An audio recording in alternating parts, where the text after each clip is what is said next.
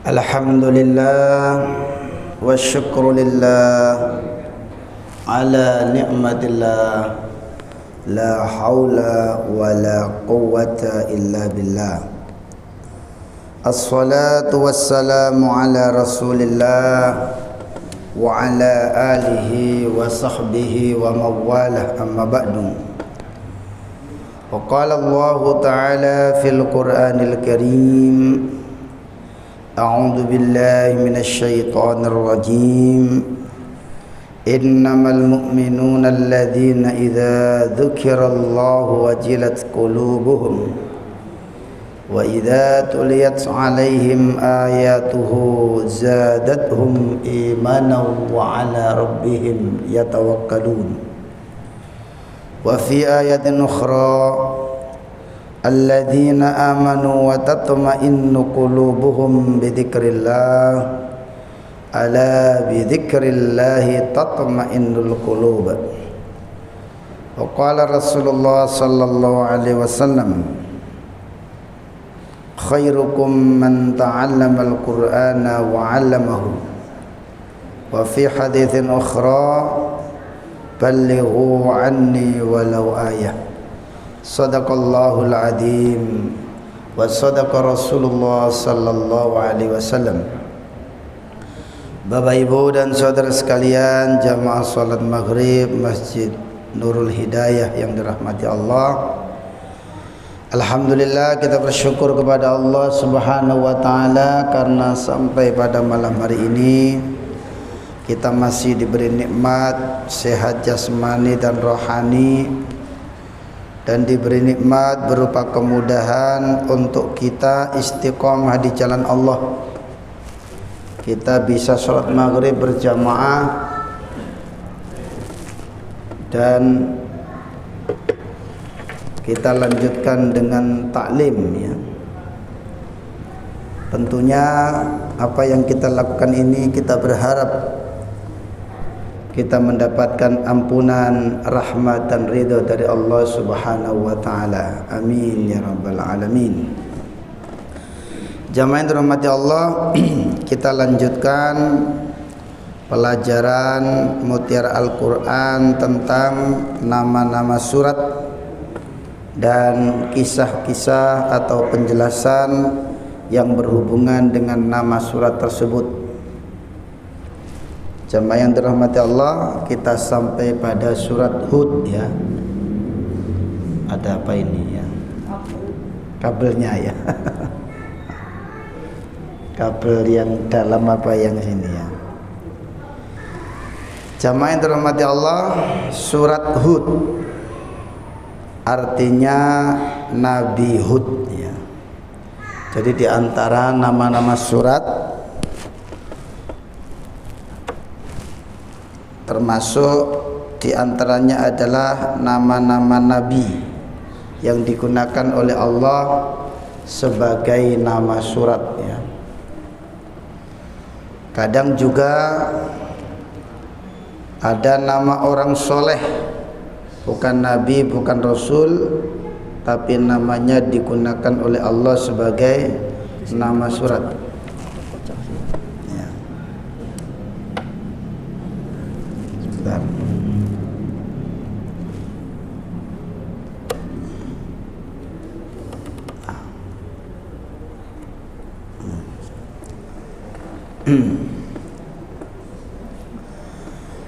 Surat Hud, surat nomor 11.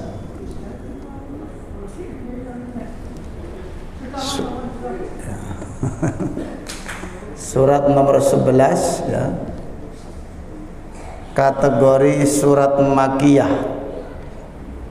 Kategori surat Makkiyah termasuk diterima oleh Rasulullah di Mekah, ya. Biasanya perbedaannya surat-surat Makkiyah dan surat Madaniyah itu, surat Makkiyah banyak berkisah atau menjelaskan tentang akidah tauhid, ya. Tentang akidah tauhid dan keimanan. Termasuk banyak kisah-kisah itu rata-rata surat Makkiyah, ya. Termasuk kisah Nabi Yusuf, surat Nuh dan lain sebagainya itu ya. Kemudian jumlah ayatnya ada 123 ayat. Nah, di sini ada gambar gunung yang menjadi rumah ya. Jadi kaumnya Nabi Hud itu namanya kaum Ad. Cara mereka membuat rumah bukan dari semen, bukan dari batu koral ya, tapi gunung ini dipahat, Pak. Jadi rumah, tempat tinggal. Dan ini memang ditemukan di abad-abad 20 oleh para arkeolog ya. Awal-awalnya rumah-rumah ini ya terpendam dalam di bawah padang pasir ya. Termasuk dulu Candi Borobudur juga terpendam itu ya. Karena usianya ribuan tahun ya. Lah menurut riwayat yang ada ini, Nabi Hud dan kaumnya itu postur tubuhnya antara 27 sampai 30 meter. Ojo sampean bayang nolik gawe klambi pirang meter ya. Ya. Jadi postur tubuhnya ya. Dan ada yang berpendapat mencapai 40 meter. Berarti masih sama dengan tingginya Nabi Adam. Sama. Jadi kalau perkiraan tingginya seperti ini berarti hampir sama dengan Nabi Adam, tidak jauh-jauh ya. Jamaah yang dirahmati Allah, memang banyak kisah yang menjelaskan bahwa kaum Nabi Hud ini kemudian diadab oleh Allah karena kesombongannya, merasa pinter, dan karena kedurhakaannya kepada Allah melalui mereka menghina Nabi Allah yang bernama Nabi Hud ini. Kaum Nabi Hud disebut kaum Ad ya. Sebut kaum Ad. Baik. Mudah-mudahan cukup waktunya ya. Jadi nama surat Hud diidentikan dengan nama Nabi Hud di sini. Wa ila adin akhahum hudan. Dan kepada kaum Ad Allah mengutus saudara mereka yang bernama Hud. Qala ya qaumi ibudullaha ma lakum min ilahin ghairu in antum illa muftarun. Di laptop saya blok, di sini nggak muncul bloknya ya. Kemudian Nabi Hud berkata kepada kaumnya, berdakwah mengajak, ubudullaha, kalian sembahlah Allah, malakum min ilahin ghairu, tidak ada Tuhan bagi kalian selain Allah. In antum illa muftarun, tidaklah kalian semua ini kecuali mengada-adakan. Maksudnya mengada-adakan sesembahan selain Allah ya. Jadi kalau kita menelusuri kisah-kisah tentang para nabi, maka di awal munculnya berhala-berhala itu sejak zaman Nabi Nuh para jamaah sekalian ya. Muftarun bermakna mengada-adakan Tuhan selain Allah. Selanjutnya dalam kalimat-kalimat dakwahnya Nabi Hud, ya qaumi la as'alukum alai ajra. Wahai kaumku, aku tidak akan minta upah kepada kalian dalam berdakwah ini ya. In ajriya illa 'alal ladzi fatarani afala ta'qilun. Tidaklah upahku itu kecuali atas zat yang menciptakan aku. Maksudnya yang memberi upah aku itu adalah Allah. Aku tidak minta upah kepada kalian. Allah yang menciptakan aku. Afala ta'qilun, apakah kalian tidak menggunakan akal sehat? Jadi Al-Quran itu sering menggunakan dua kalimat, ta'qilun dan tatafakkarun. Kadang tatadakkarun. Apa bedanya? Sebab kadang-kadang dalam terjemahan itu ta'qilun sering diartikan berpikir, Pak. Kalau ta'qilun ini sebenarnya nggak perlu berpikir secara rinci, secara ilmiah. Ta'qilun itu secara sederhana saja. kalian menyembah patung itu sesungguhnya kalian tidak menggunakan akal. Lah wong patung mau gawe-gawe dewi, kok mau sembah-sembah dewi. Lah ya mending nyembah sing gawe patung Pak ya daripada patungnya gitu loh maksudnya. Itu afala ta'qilun, artinya apa? Secara sederhana saja. Tapi kalau tatafakkarun itu berpikirnya ilmiah, analisa. Kayak inna fi khalqis samawati wal ardi wa ikhtilafil laili wan nahari la ayatil liulil albab. Siapa mereka? Alladzina yadhkurunallaha qiyaman wa qu'udan wa ala junubihim wa yatafakkarun. Nah ini yatafakkarun dalam hal apa? Yatafakkaruna fi khalqis samawati wal ard, berpikir, menganalisa terhadap ciptaan-ciptaan Allah. Tapi kalau masalah penyembahan ini tidak perlu tatafakkarun, cukup takkilun saja, pakai akal sederhana. Kalau orang mengaku Islam kemudian tidak sholat, itu nggak perlu afala tatafakkarun, afala takkilun saja. Kalau sudah menyatakan Islam kok tidak sholat, berarti nggak menggunakan akal sehatnya, secara sederhana saja. Baik, berikutnya para jamaah sekalian, biar cukup waktunya ya.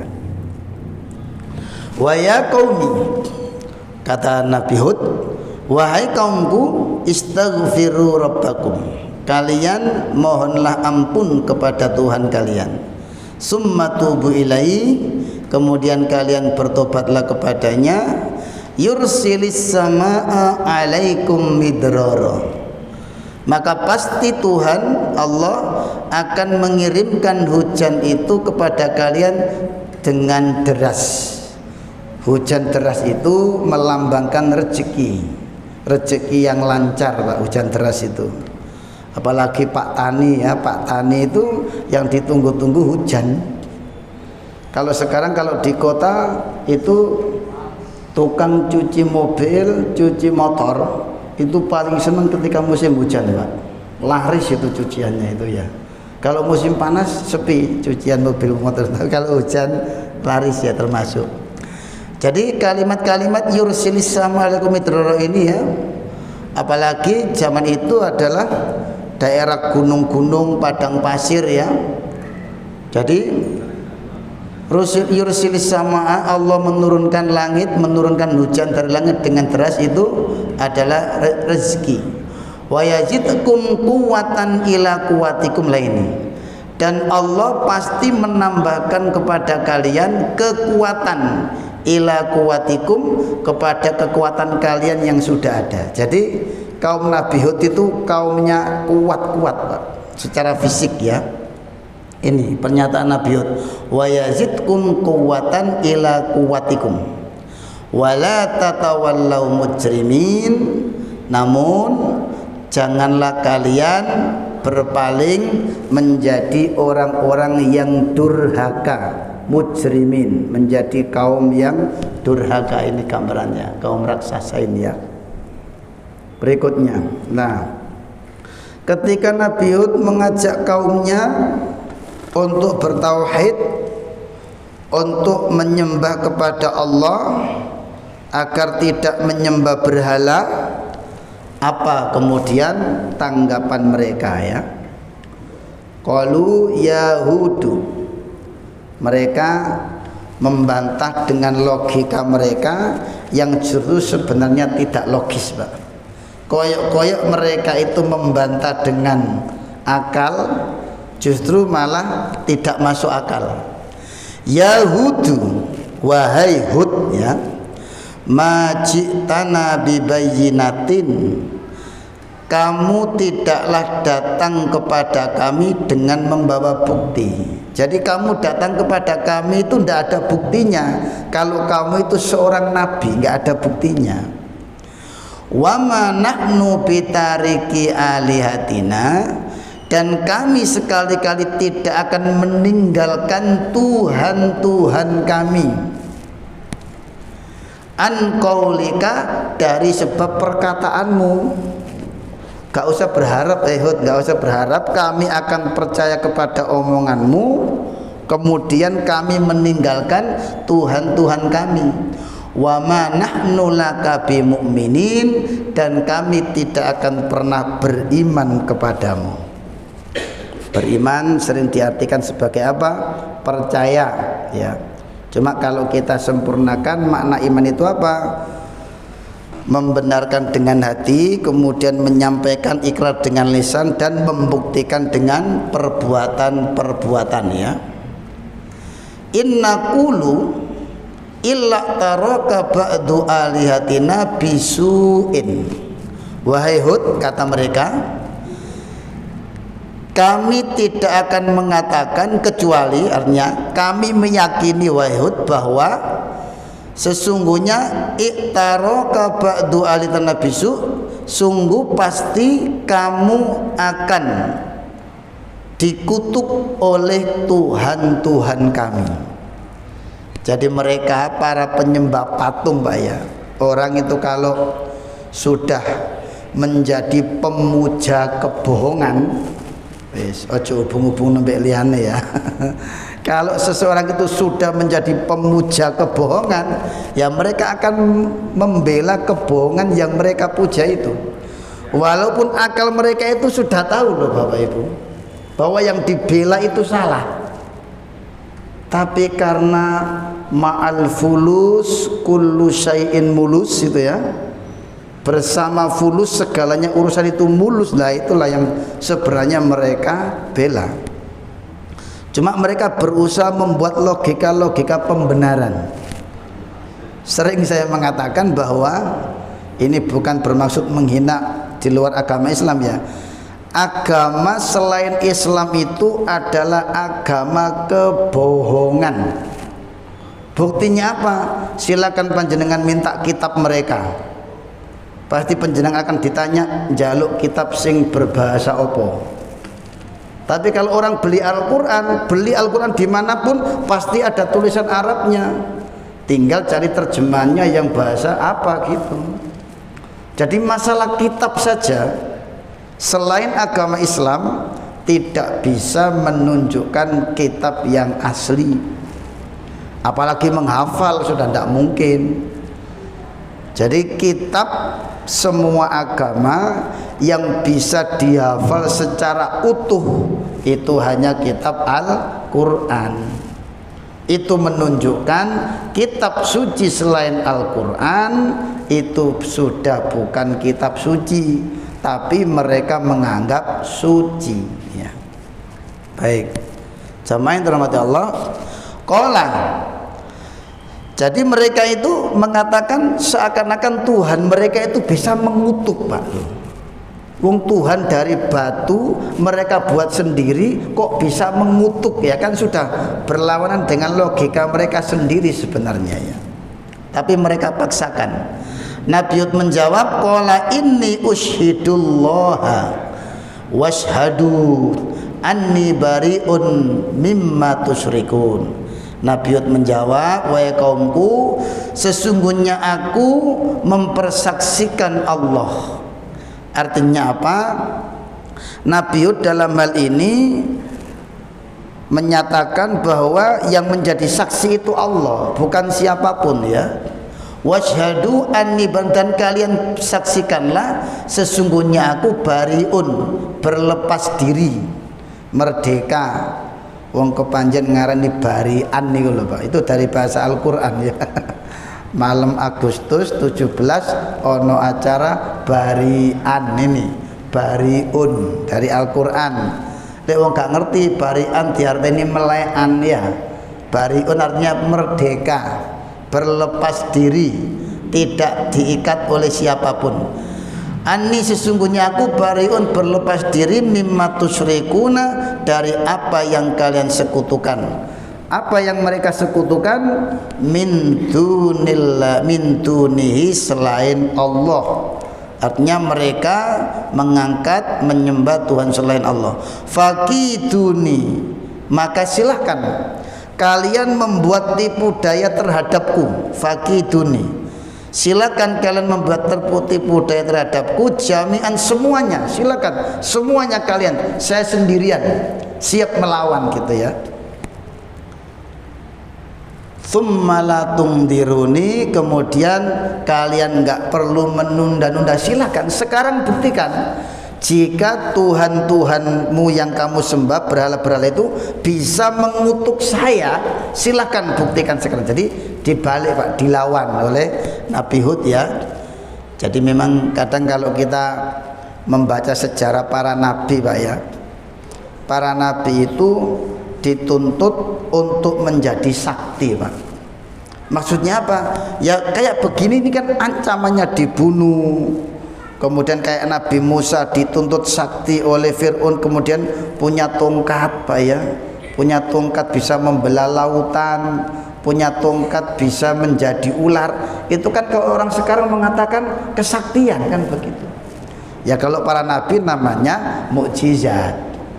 Mukjizat itu artinya orang sering mengartikan pakai istilah keistimewaan. Mukjizat itu kalau diartikan keistimewaan itu arti istilah Pak. Kalau arti bahasa itu melemahkan, mukjiz. Maksudnya apa? Melemahkan lawan.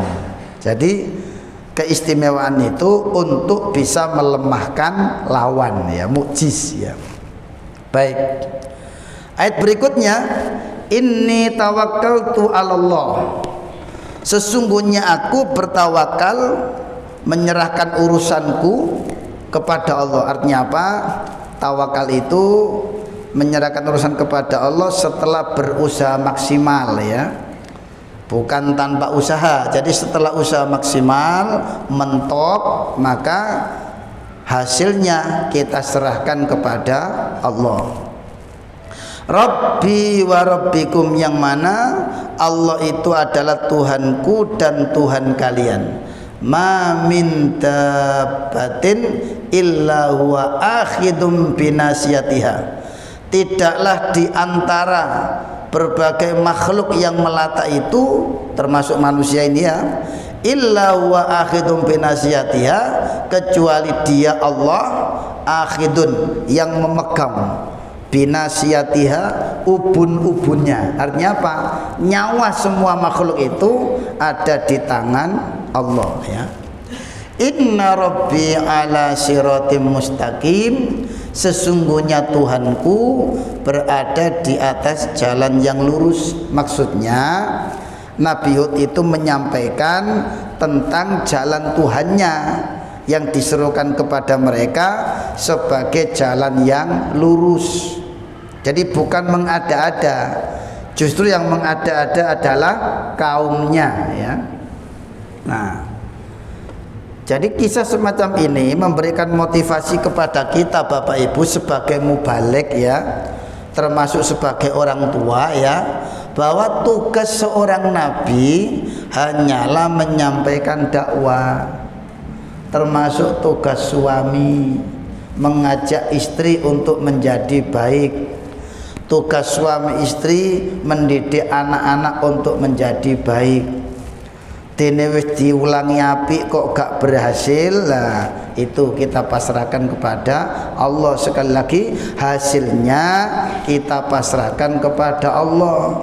Jadi kalau menjadi suami nuturi bojone kok wangel tuturane, gak usah khawatir Pak. Nabi Nuh itu loh, Nabi Nuh ya, istrinya durhaka, tapi ya tentu Nabi Nuh tidak berhenti untuk mengajak. Jangan dibalik makna, Nabi Nuh gak berhasil kok, wis aku gak usah ngejak bojoku, timbangan niku gak berhasil. Bukan itu maksudnya ya. Jadi jangan sampai menempatkan kalimat itu diwolak-walik ya. Artinya berusaha dulu, kalau ternyata belum diberi hasil oleh Allah, baru kita melihat orang-orang dulu yang tidak berhasil ya. Tentunya tadi saya katakan hasil itu kita pasrahkan kepada Allah. Fa in tawallau faqad ablaghtukum ma ursiltu bihi ilaikum. Maka jika mereka berpaling ya, Nabi mengatakan faqad ablaghtukum, maka sungguh aku telah menyampaikan.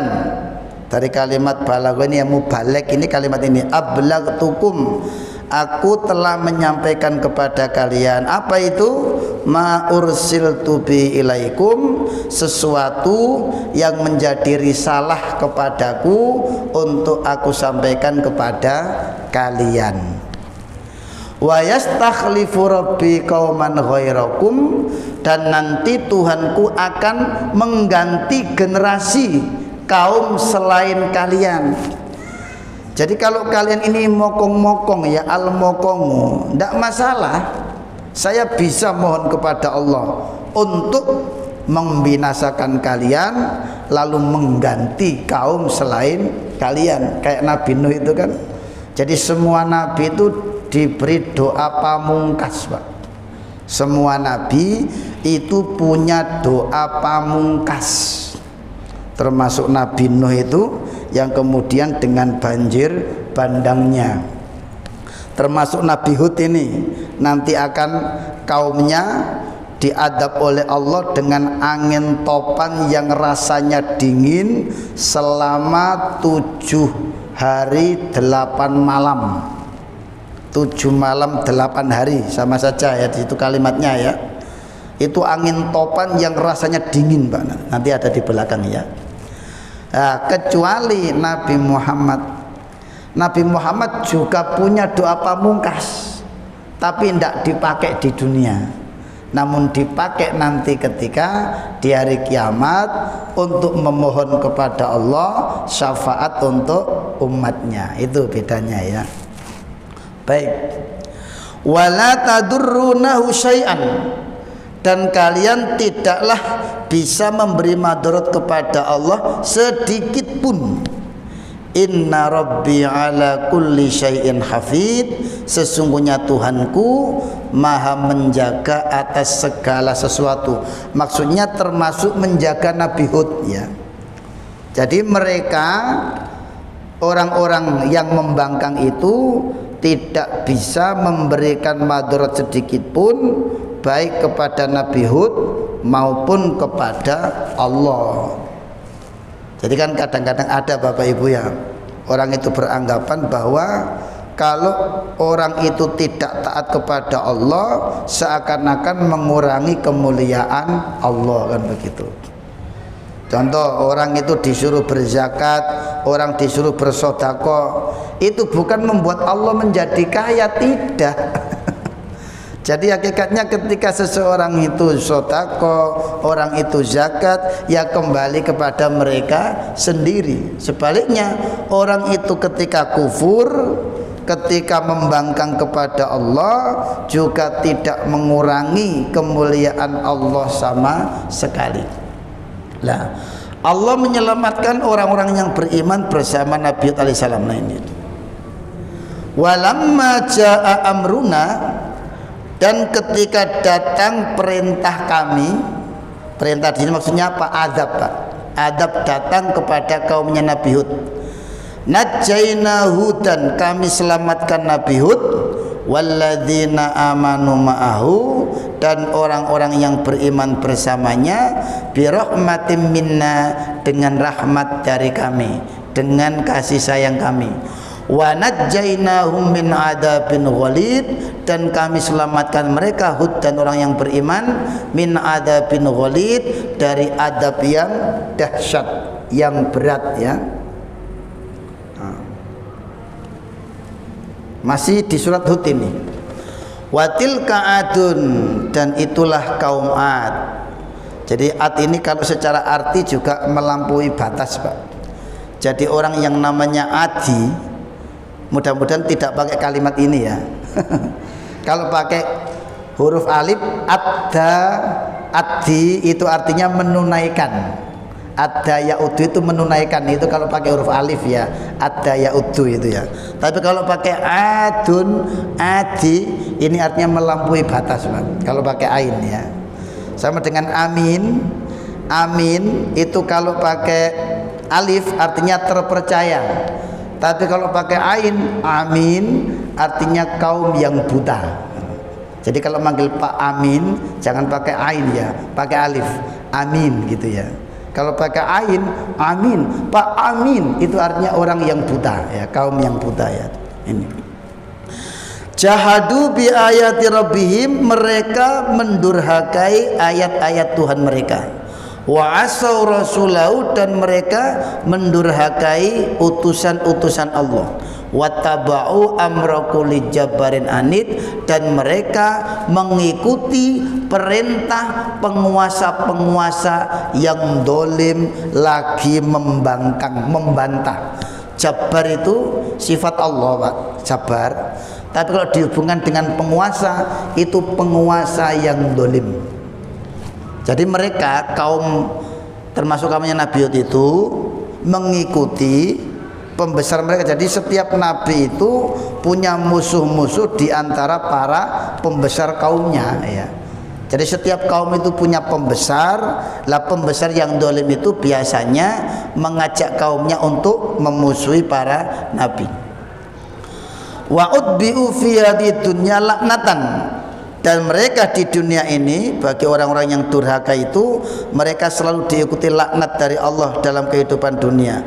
Wa yaumal qiyamati, dan pada hari kiamat, ala inna adan kafaru rabbahum, ingatlah sesungguhnya kaum Ad itu mereka kufur kepada Tuhan mereka.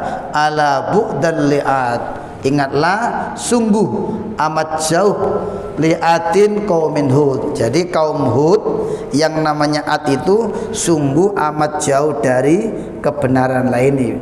Adab Allah untuk kaum Nabi Hud, Pak, di surat Al-Haqqah, ya, surat nomor 69 ini, ya, ayat 6 sampai 8 ini. Kita tahu adab apa yang ditimpakan oleh Allah kepada mereka kaumnya Nabi Hud. Wa amma atun fa'uliku birihin sorsorin atiyah, dan adapun kaum Ad mereka dibinasakan oleh Allah dengan angin yang mematikan yang datang kepada mereka. Atiyah datang dengan rasa amat dingin, Pak. Jadi sorsor ini, ya, kalau kita cari di kamus bahasa Arab muncul arti kecoa, Pak. Artinya kecoa. Panjenengan tahu kecoa, ya? Lek meluma gak iso balik, mati garing, Pak. Itu. Ini pakai Quran, pakai istilah ini, sorsorin. Ya, terjemahnya diartikan angin dingin, tapi di kamus ada juga arti kecoa. Kecoa itu lek meluma gak iso balik, mati garing. Lah itu kaumnya Nabi Hud ini. Sakhara alaihim sab'a layalin wa samaniyata ayyam, mereka diliputi selama, ya, selama 7 malam 8 hari. Apa itu? Khusuman berturut-turut, ya, yaitu ini tadi angin yang sangat dingin ini. Fatarul qauma fiya sor'a, lalu engkau melihat kaum itu sor'a, bergelimpangan. Ka'annahum a'jazu nakhlin khawiyah, mereka itu seperti atau seakan-akan a'jazu nakhlin, pangkal pohon kurma, khawiyah, yang terlepas, tercabut dari akarnya. Jadi kalau menafsirkan atau memahami angin dingin bercampur hembusan seperti angin topan itu selama 7 malam 8 hari ini, ada mufassir yang mengartikan gini, Pak. Mereka itu dibawa oleh angin seperti tornado itu loh, Pak. Dari bawah ke atas itu sampai 7 malam 8 hari itu, kemudian dibanting ke tanah, Pak. Itu versi tafsir yang lain, ya. Jadi angin yang membawa ke atas itu, tornado itu, mereka ke atas dan rasanya dingin. Ini selama 7 malam 8 hari, kemudian dihempaskan ke tanah. Itu menurut sebuah tafsir, ya. Dan mereka kondisinya seperti pangkal pohon kurma yang tercabut. Artinya apa? Mati garing. Kalau pohon sudah nggak ada akarnya, itu kan mati kering, Pak. Yaitu kondisi kaumnya Nabi Hud ini. Fahal tara lahum mim baqiya, maka kamu tidak melihat dari mereka yang tersisa. Jadi kaum Nabi Hud ini ada yang menghubungkan dengan kaumnya Nabi Soleh, kaum Samud, Pak. Jadi di daerah antara Mekah dan Madinah itu ada namanya Madain Saleh, kota peninggalannya kaumnya Nabi Soleh, yang mana Rasulullah pernah bersabda, kalian jangan pergi ke sana, itu adalah kota yang terlaknat. Jadi di situ, Pak, termasuk bangunan ini tadi ya, penampakan bangunan ini kalau umpama di Indonesia ini jadi tempat wisata, tapi di sana orang cuma berani lewat, Pak, nggak boleh berlama-lama di situ. Itu memang sudah pesan Rasulullah ya. Jadi peninggalan ini ya termasuk dalam tafsir itu dihubungkan dengan kaumnya Nabi Soleh, kaum Samud, yang bisa menjadikan gunung-gunung ini sebagai rumah ya. Coba saya ambilkan videonya ya, masih ada waktu cukup ya, mudah-mudahan ada videonya ya.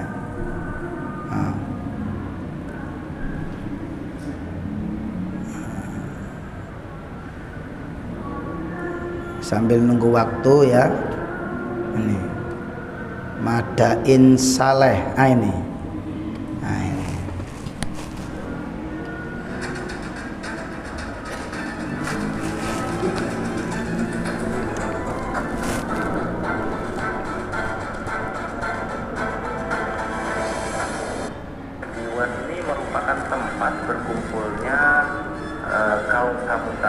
Jadi ini rumah batu itu, Pak, rumah gunung ini ya.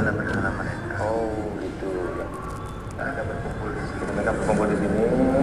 Ini tempat kumpul mereka ya, mungkin lalu mereka meletakkan persembahan di sekitar sini atau mungkin di depan situ ya, Ustaz. Ya, kalau kita lihat ada altar naik celah gitu ya ke atas, ya, ada tangga naik ke atas.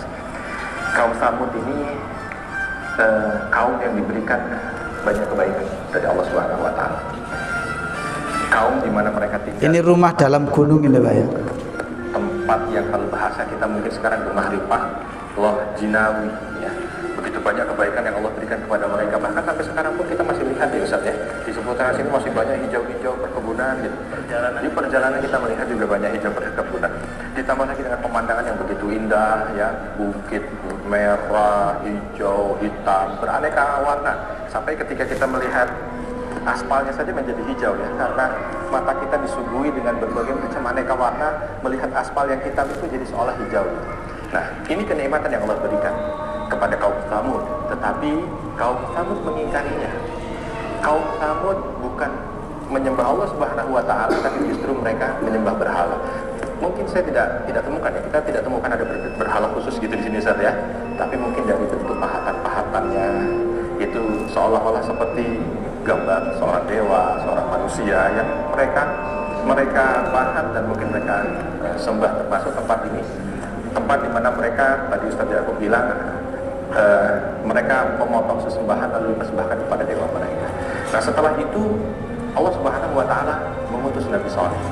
Allah Subhanahu wa taala utus Nabi Saleh dari kalangan mereka, dan Allah Subhanahu wa taala perintahkan Nabi Saleh untuk mampu mendakwahkan tauhid. Maka kalau kita lihat dalam beberapa cerita tentang Nabi Saleh, monggo adzan dulu Pak, nanti saya sambung ke ayat tentang Nabi Saleh ya. Jadi kaum Ad ini terhubung dengan kaum Nabi Saleh ya. Ini monggo adzan dulu Pak. Allah, kaum Samud hidup sekitar 3000 tahun sebelum Masehi.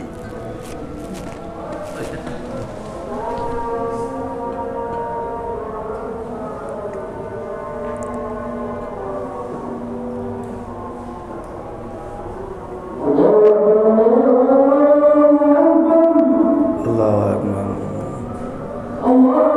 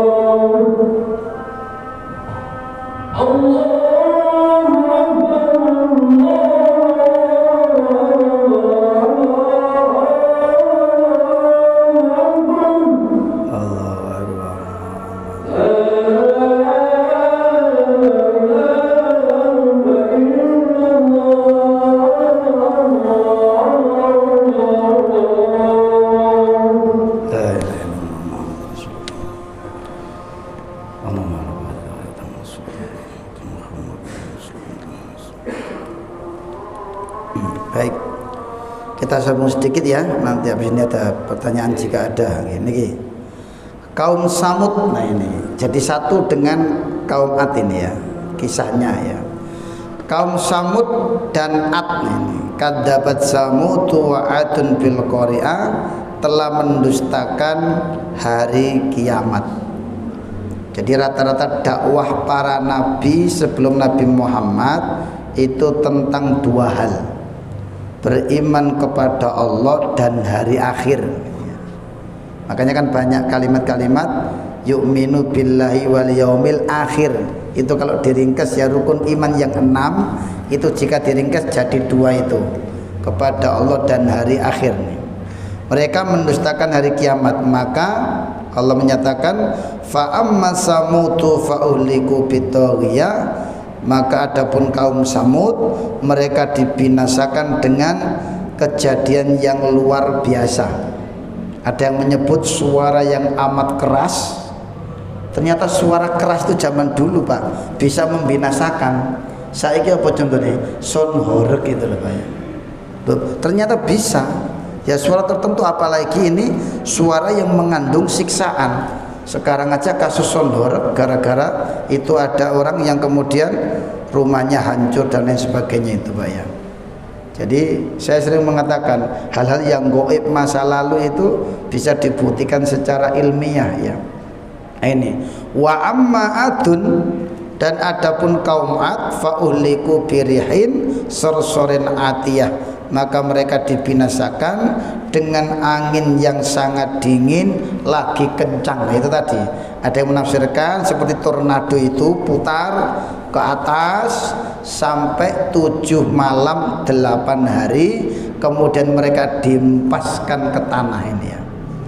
Sakharaha alaihim sab'a layalin wa samaniyata ayyam, yang menimpa mereka selama 7 malam 8 hari terus menerus, enggak ada jeda. Maka para jamaah sekalian, mereka bergelimpangan mati seperti tunggul-tunggul, maksudnya pangkal itu ya, pohon kurma yang telah lapuk ya. Fahal tara lahum mim baqiyah, maka kamu tidak melihat seorang pun yang tersisa. Ya kecuali tadi kaum Ad dan Nabi Hud yang mau beriman, mereka diselamatkan oleh Allah.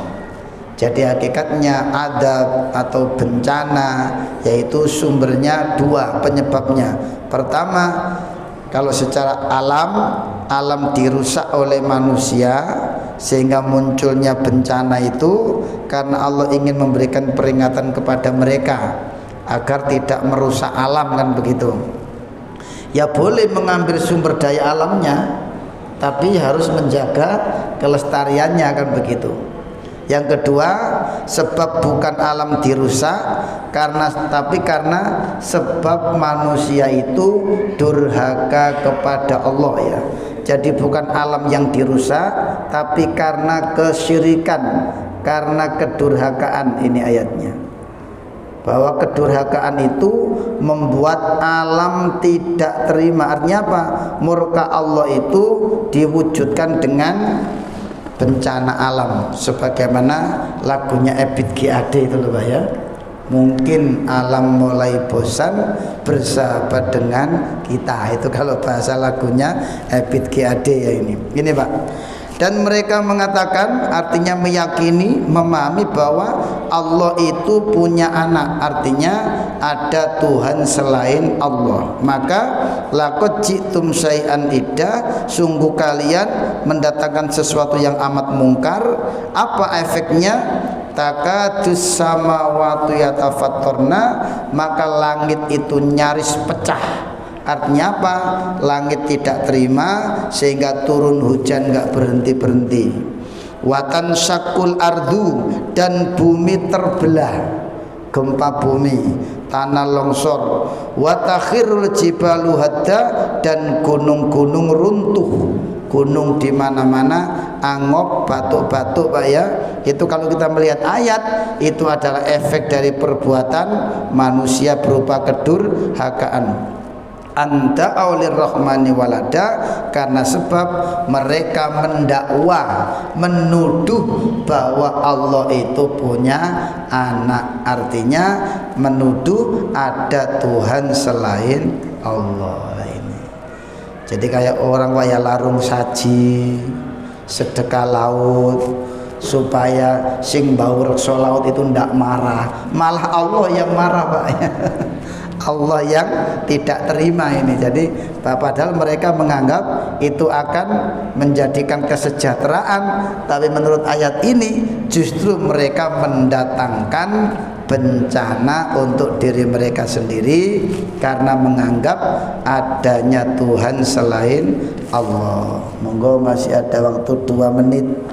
Jika ada tambahan atau pertanyaan. Baik, jamaah yang dirahmati Allah, jika enggak ada, insya Allah bulan berikutnya kita sambung dengan surat Yusuf lah. Ini istimewa ini Pak. Kalau kisah Yusuf ini benar-benar istimewa di antara kisah yang lain, karena satu surat full penuh mengkisahkan tentang Nabi Yusuf mulai balita sampai menjadi menteri keuangan. Ya, tapi bukan keuangan negara Indonesia, yang menteri keuangan saat itu para jamaah sekalian. Mudah-mudahan bermanfaat. Kita baca hamdalah, alhamdulillahirabbil alamin, subhanakallahumma wa bihamdika, asyhadu an la ilaha illa anta, astaghfiruka wa atubu ilaik. Walafu minkum billahi taufiq wal hidayah. Wassalamualaikum warahmatullahi wabarakatuh.